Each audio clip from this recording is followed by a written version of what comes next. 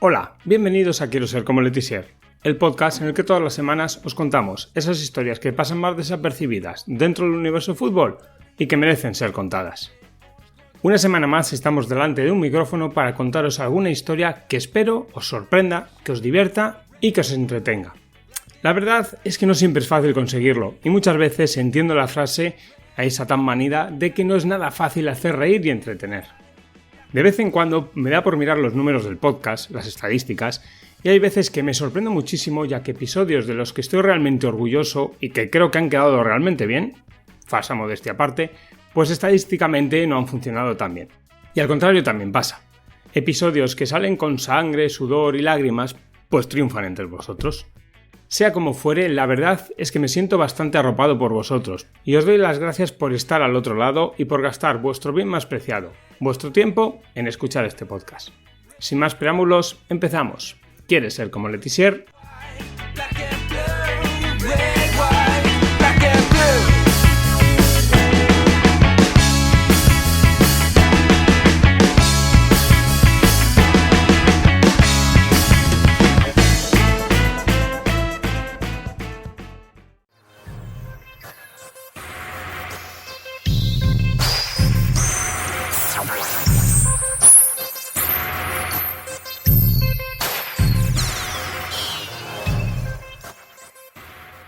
Esta semana vamos a repasar cómo era el fútbol de una nación que ya no existe.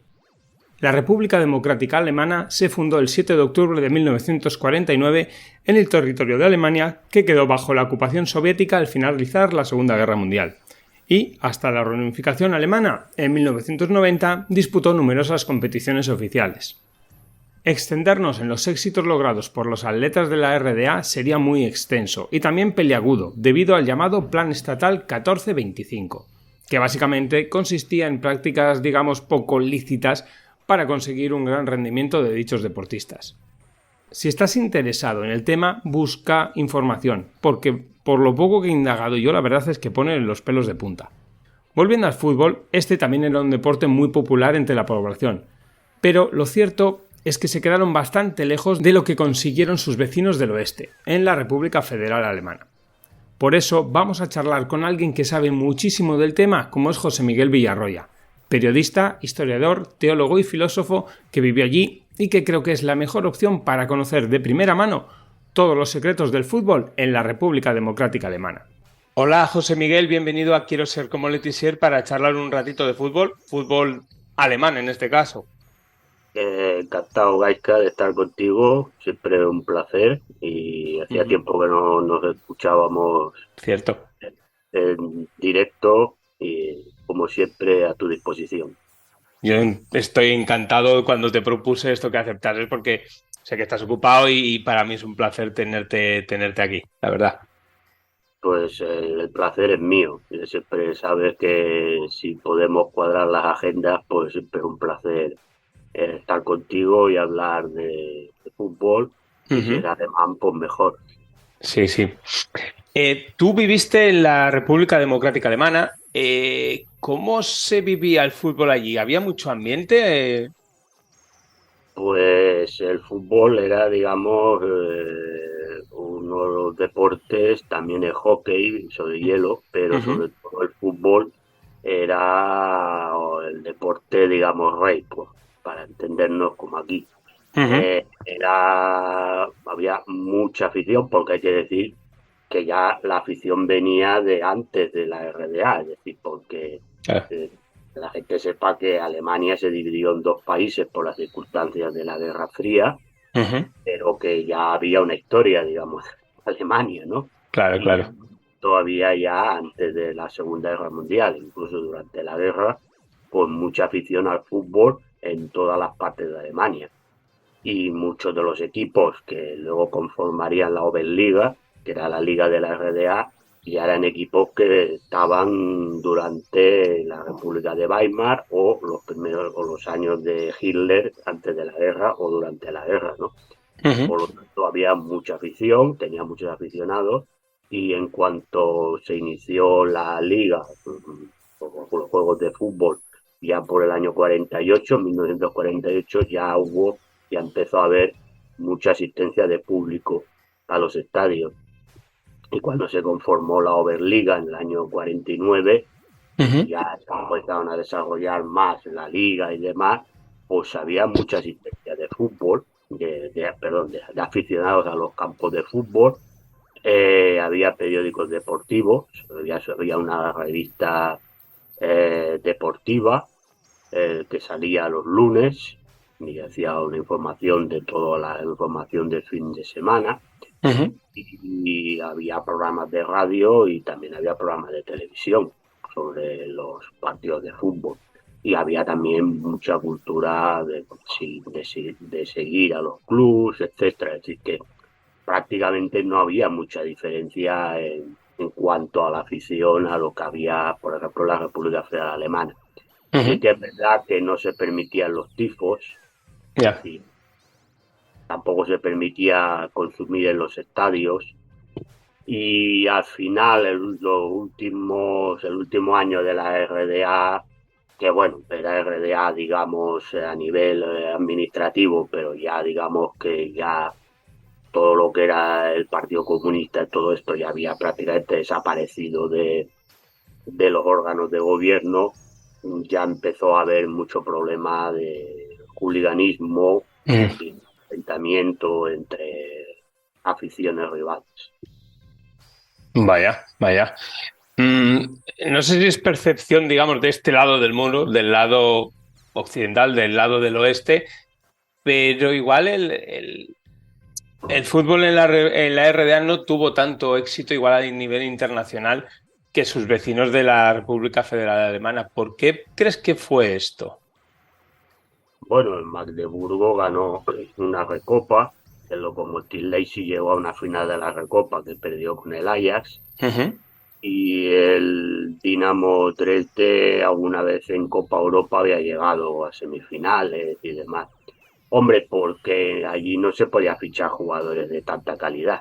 Sí, estaba prohibido. Sí, digamos que el fútbol no era propiamente hasta los años 65, 66, sí que el fútbol era amateur.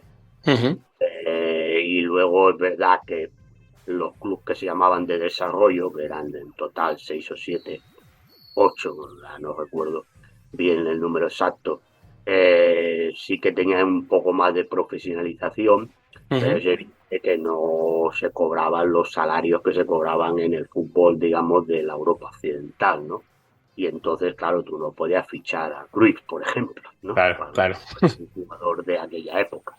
Entonces, evidentemente se tenía que nutrir solamente de jugadores. Además, no estaba permitido los extranjeros en los equipos. Los extranjeros solo podían jugar en la Liga Primera, que era la segunda. Es decir, estaba la Oberliga, Liga Primera, que era lo que sería la segunda división. Los extranjeros solo podían jugar en Liga Primera, es decir, en segunda división. Así que, por lo tanto, tampoco se podía fichar jugadores importantes a lo mejor de húngaros o polacos, checos o rusos.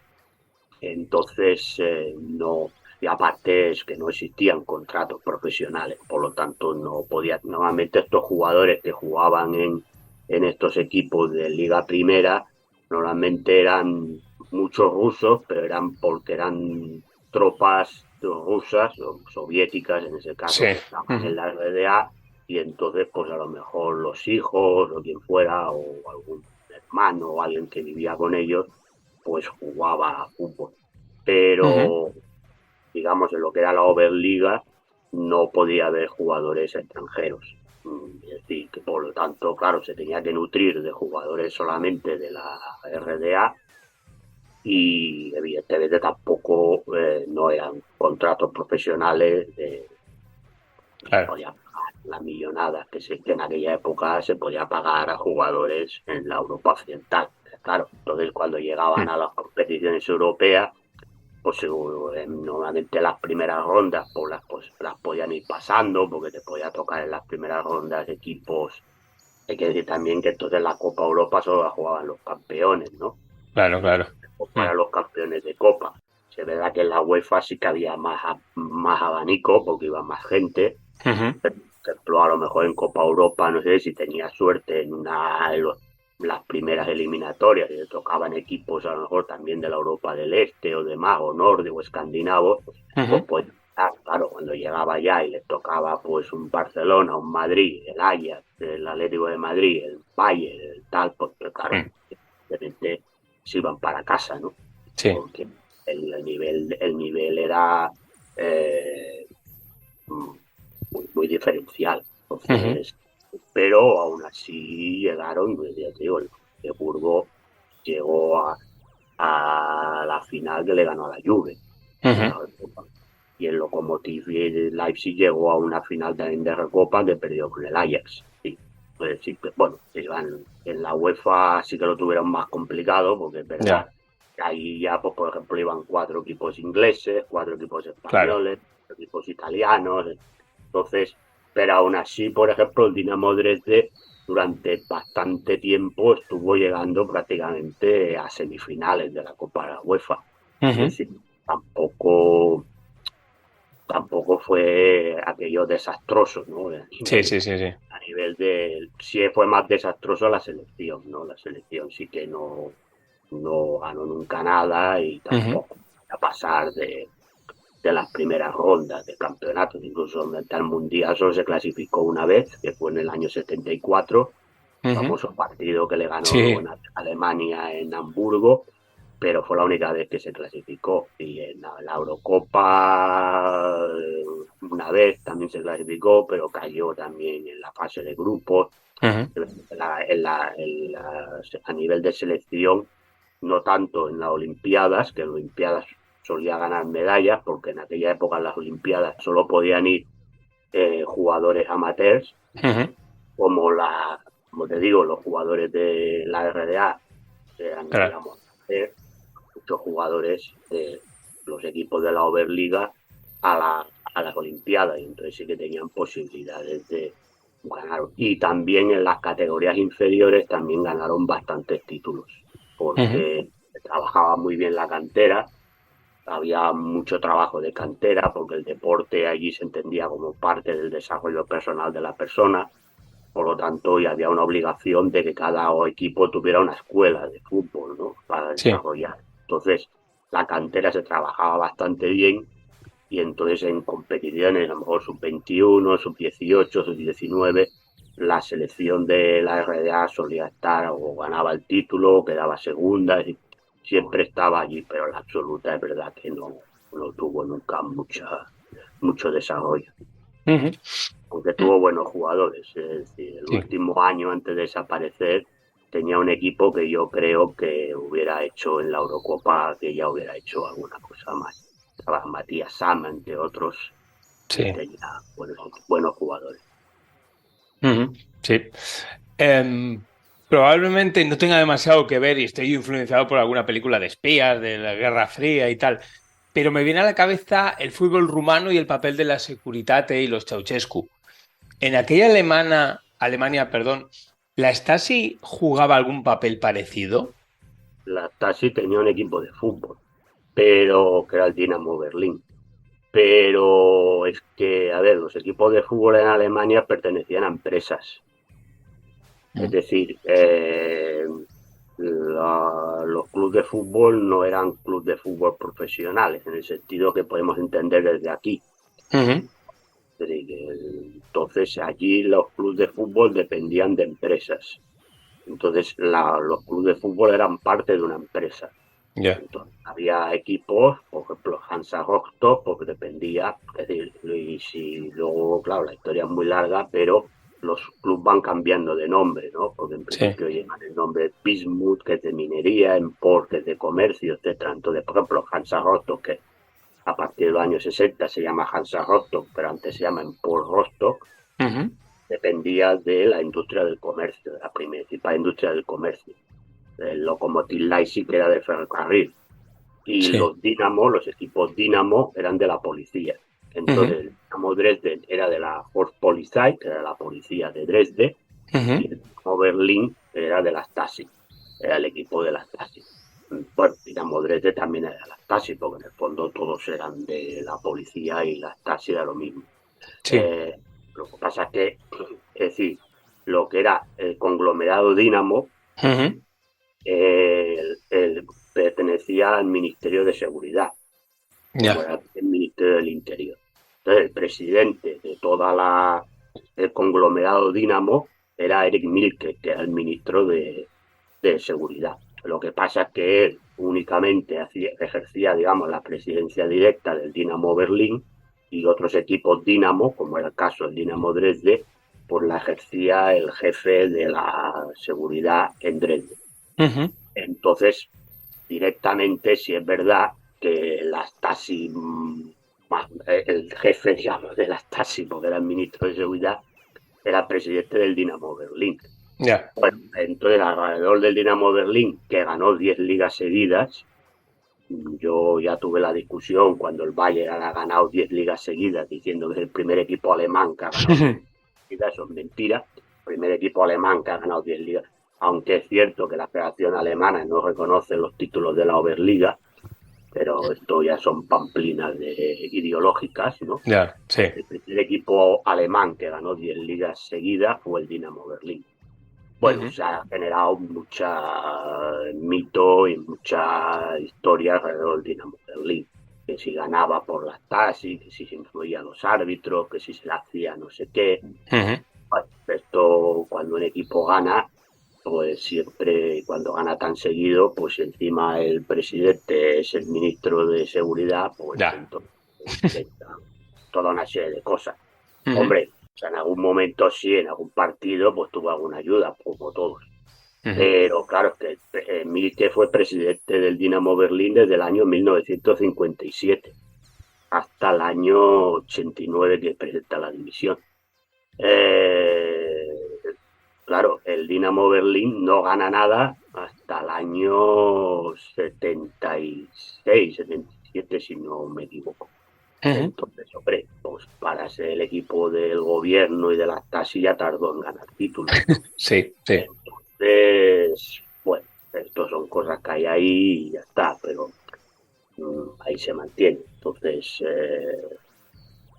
tampoco tuvo mucha mayor importancia, es decir, porque además antes de la disolución de la RDA, el que ganó los 2 títulos, digamos, siendo RDA, fue el Dinamo Dresden.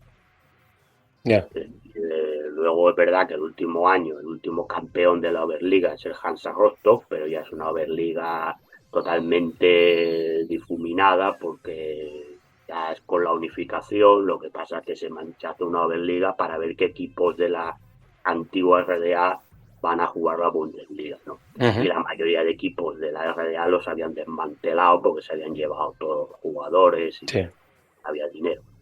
Pero digamos que, bueno, el Dinamo Berlín pues ganó porque tenía un equipazo. Y ya está. Da igual como luego lo tuvo el Dinamo Dresden, anteriormente lo tuvo el Dinamo Dresden, que ganó muchísimos títulos, o el Karl-Stadt, que ganó muchísimos títulos, o el Vorwärts Berlín, que luego sería Vorwärts Frankfurt, que era el equipo del ejército, que también ganó muchísimos títulos.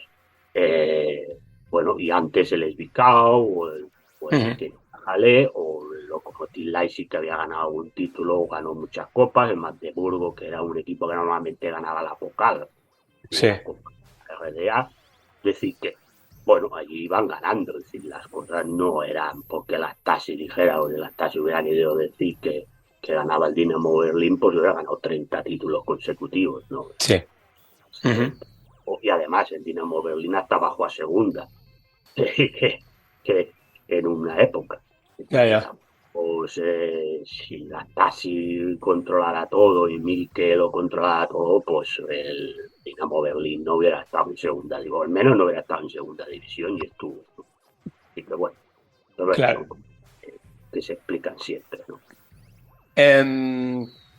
Con la unificación, los equipos de la Oberliga se fueron, digamos, pasándose al sistema de la Bundesliga.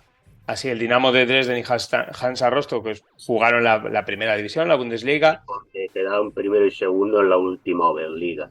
Uh-huh. Entonces entraron en la Bundesliga. El Dinamo Dresde cayó enseguida y el Hansa Rostock fue un equipo que fue aguantando un tiempo, Sí. pero luego ya cayó también para abajo. Sí. Uh-huh. Esa decisión de que solo el primero y el segundo de la Oberliga pasasen a la Bundesliga, ¿cómo se desarrolló? ¿Fue quién impuso ahí su criterio? La Federación Alemana. Uh-huh. La Federación Alemana, porque claro, el problema que tenía era que, bueno, se ampliaron los equipos para que cupieran dos de la RDA. Claro, el problema era que si entraban más equipos de la RDA, tenían que descender equipos de la Bundesliga, ¿no? Claro. Entonces ahí hubo problemas, porque claro, los equipos de la Bundesliga no querían descender, claro, entonces ya no hubieran descendido dos y el antepenúltimo la relegación, sino que hubieran Uh-huh. bajado cinco, ¿no? Entonces ahí hubo problemas, lo que sí hizo fue, perdón, la ampliación, dos equipos más. A ver, la RDA cuando la desmantelaron ya lo que pensara la gente de la RDA ya no se tenía en cuenta y Ya. le daba un pepino, con perdón de la expresión. Sí, sí. Entonces se decidió que dos iban a la Bundesliga, que dos más o cuatro más fueran a la segunda Bundesliga. Aunque es verdad que de los cuatro que pasaban a segunda Bundesliga, dos tenían que jugar playoff con dos de la segunda Bundesliga y el resto iban a Regional Liga porque la tercera Bundesliga no estaba creada todavía, se creó a finales de los años 90. Uh-huh. Entonces los demás fueron a parar a la Regional Liga, que es donde están la mayoría de ellos ahora. Uh-huh.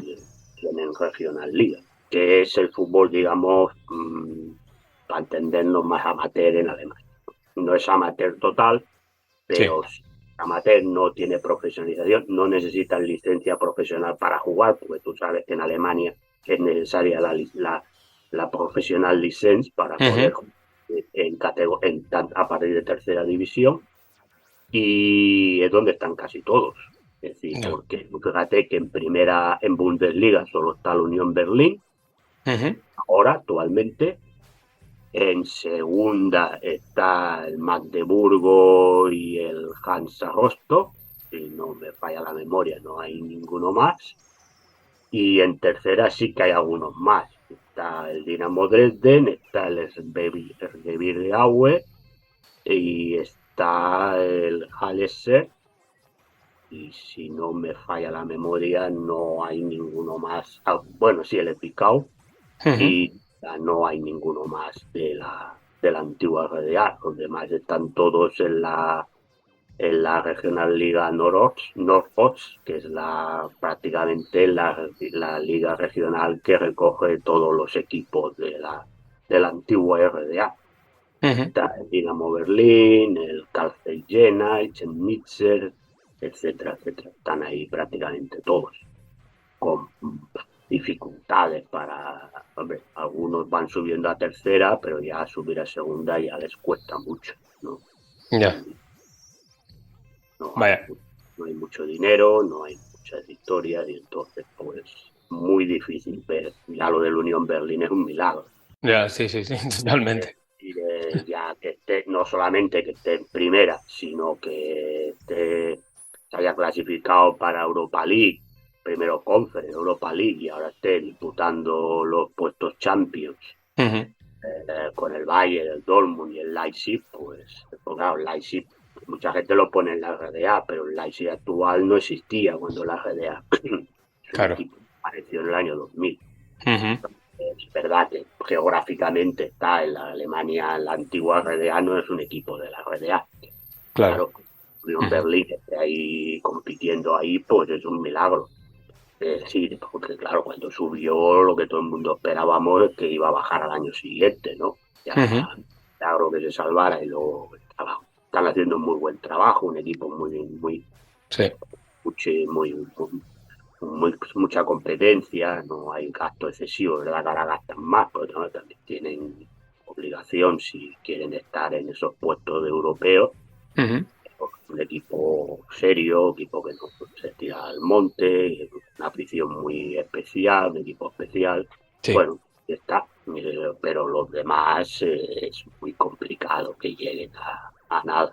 Sí, hombre, uno podría llegar a Bundesliga, pero lo veo complicado porque ya en segunda Bundesliga hay equipos ya que tienen mucho de estos detrás, ¿no?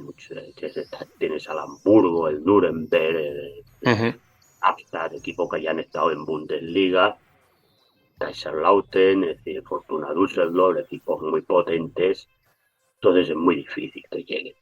Uh-huh. Está montado, es muy difícil, salvo que hubiera una inyección monetaria, que es muy complicado, porque también está el tema de 50+1, Sí. Y después tampoco son equipos que tampoco hay grandes empresas en esa zona. Ya. Es muy difícil. Y cuando le sale un jugador que mínimamente vale la pena, pues se lo llevan muy rápido. Entonces Uh-huh. tampoco tienen mucha posibilidad de subir. Uh-huh. Y precisamente hablando de jugadores, de futbolistas, ¿quién de la etapa propiamente dicha, ¿no? Desde el final de la Segunda Guerra Mundial hasta 89, 90, ¿quién habría sido el futbolista más grande o un top 3 de aquella República Democrática Alemana? Pues, a ver, yo te digo algunos que yo no los vi jugar por tema de edad, pero me Ujú. dijeron que eran muy buenos. Estaba Klaus Sammer, que era es el padre de Matías Sammer, que era un líbero, Ujú. y la gente te decía que era muy parecido a Beckenbauer, incluso le llamaban el Beckenbauer del Este. Luego estaba un defensa, que era Manfred Rose, que era el abuelo de Marco Rose, el Hombre, actual el entrenador técnico. del Leipzig, que decía que era también un defensa muy bueno. Después había un delantero que jugó en el Dinamo Dresde, que se llamaba Nordhaus, que decía que era muy bueno, muy hábil, muy rematador, jugaba con las dos piernas y encima fue máximo goleador en varios años. Y después de los que yo más o menos vi estaba Lutz Eigendorf, que este es el famoso por el problema de que huyó de la RDA y luego murió y acusaron que era que fue la Stasi porque jugaba en el Dinamo Berlín. Era un Ujú. jugador que jugaba en el centro del campo, muy habilidoso, muy gran jugador, pero que en la República Federal Alemana no hizo nada porque lo fichó el Kaiserslautern Ujú. y jugó 3 partidos porque, bueno, entre mala vida y demás, y pues fue a parar a la Eintracht Braunschweig. Ya. Y luego, como portero, el mejor portero de la historia de la RDA ha sido Jürgen Cruyff, que jugaba en el Zwickau. Y ya luego los últimos años, porque ahí sí que se había hecho un trabajo muy importante, como te digo, en las canteras de la RDA, Ujú. aparecieron jugadores como Matías Sama, Sí. que no hace falta que lo describa, ¿no? No, creo que no. Estaba Andreas Thorn, que era un delantero que jugaba en el Dinamo Berlín, que también era muy bueno, un rematador, que lo fichó el Bayer Leverkusen. Ujú. Estaba Stephen Kisling, que lo fichó también en la Bayer Leverkusen, un muy buen delantero. Eh, sí, el Bernd Brench, que murió hace poco, que jugó en el Halle y en el Kaiser. El Kaiser tuvo dos hermanos, que eran el Peter y Karl Duque, que Ujú. uno era central y el otro era medio centro, bueno, era centrocampista, lo que se llamaría centro del campo, jugaban en el Cárcel Llena, eran muy buenos también, muy buenos jugadores, estos sí que ya los vi jugar. Ujú. Bueno, el mejor no lo sé, no te podría decir para mí estas cosas del mejor o el Sí. peor, no. Pero bueno, que me refiero que tenía buenos jugadores, porque fíjate que cuando cayó la RDA, muchos equipos de la Bundesliga se llevaron a muchos jugadores y estuvieron jugando mucho tiempo, y incluso algunos, como el caso de Matías Samar, pues al final lo ficharon equipos italianos, es decir, que había eso de todos los años, y yo creo que si no hubiera caído la RDA, estos equipos posiblemente hubieran dado alguna sorpresa en Europa. Porque los Dinamo Dresde de los 2 últimos años que ganó la Oberliga antes del final de la RDA, tenía un equipo con jugadores muy interesantes. Como están por YouTube los partidos del Dinamo Dresde de aquella época, te recomiendo a la gente que los vea, porque verá jugadores muy interesantes, que jugaban muy bien, un equipo muy, muy bien trabajado, que se jugaba bien a fútbol, muy ofensivo. Pues la manija la llevaba Matías Samar, pero te digo, de delanteros, Kislin y Torsten, que eran muy buenos. Es decir, yo tenía buen equipo. Y a Klaus Samar, el padre de Matías Samar, era el entrenador del Dinamo Dresde. Ese Dinamo Dresde. Pues sí, no sabemos qué habría pasado. Bueno, son cosas que ya pues quedan ahí, pero me refiero que a veces la imagen que se tiene es que la RDA, los jugadores eran una castaña, ¿no? Verdad que al principio tal, pero los últimos años, como se hizo trabajar la cantera, se hizo trabajar bien, se llegó a tener ya un nivel importante de jugadores ya que no desentonaban. Muchos de ellos no desentonaban con el fútbol que se podía jugar en la República Federal Alemana. Sí, cierto. Pues José Miguel Villarroya, para mí ha sido un placer auténtico tenerte aquí en Quiero Ser Como Letizier, descubriendo un fútbol que, como ha quedado claro, para la gente de esta parte del muro pues era bastante desconocido, y gracias a ti hemos visto un poco bastante luz en lo que pasaba al otro lado del muro. Pues nada, Laika, un placer estar contigo y ya sabes, a tu disposición para cuando quieras.